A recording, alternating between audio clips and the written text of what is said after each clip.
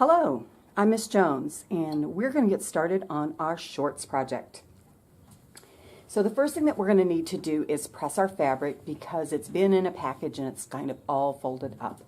Let me adjust this just a little bit here. Here's our iron, and we have our iron set at wool.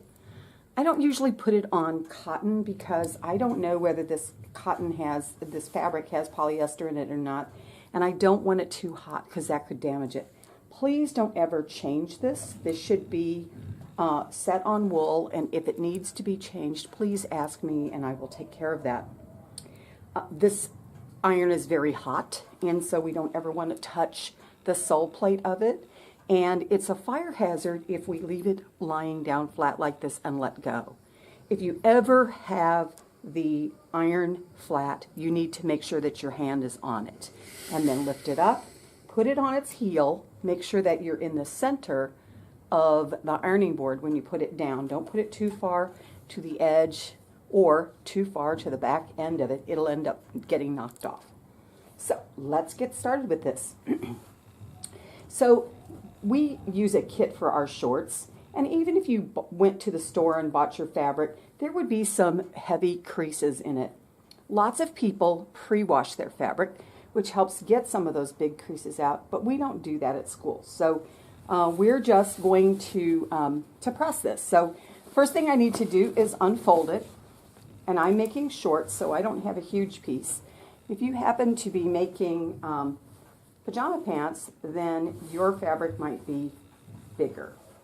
And I'm going to press from the back, and I'm going to start just by pressing, which is kind of an up and down motion. And you notice, I don't know if you can tell, but there's lots of steam coming out of this iron. This is a great iron. And now I'm going to pull this towards me, and I'm just going to keep going down this. Now if you notice, I am doing kind of an up and down motion very gently. All right? I am not moving the iron back and forth like that quickly, because that can actually stretch your fabric, and you don't want that to happen. So I pretty much got the center crease down, but I've got some more here, so I'm going to just continue doing this, making sure that all of the big creases are out. Now, we will, for those of you who are using flannel, we will pre-wash the flannel, and that will need to be pressed. And flannel is one of those fabrics that can never have a crisp appearance to it once it has been washed. So don't worry about trying to get every little tiny wrinkle out. You just want to make sure that there are no big creases. Sometimes when you wash flannel, the selvage will curl over like that. And so it would be a good idea. Mine is flat fabric. It's just a cotton fabric, and so it doesn't. I'm not going to pre-wash it.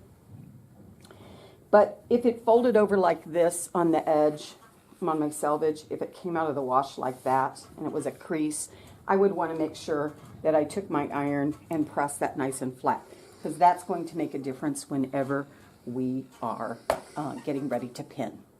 So I'm going to finish pressing the rest of my fabric, and then we're going to talk a little bit about how to get the pattern ready.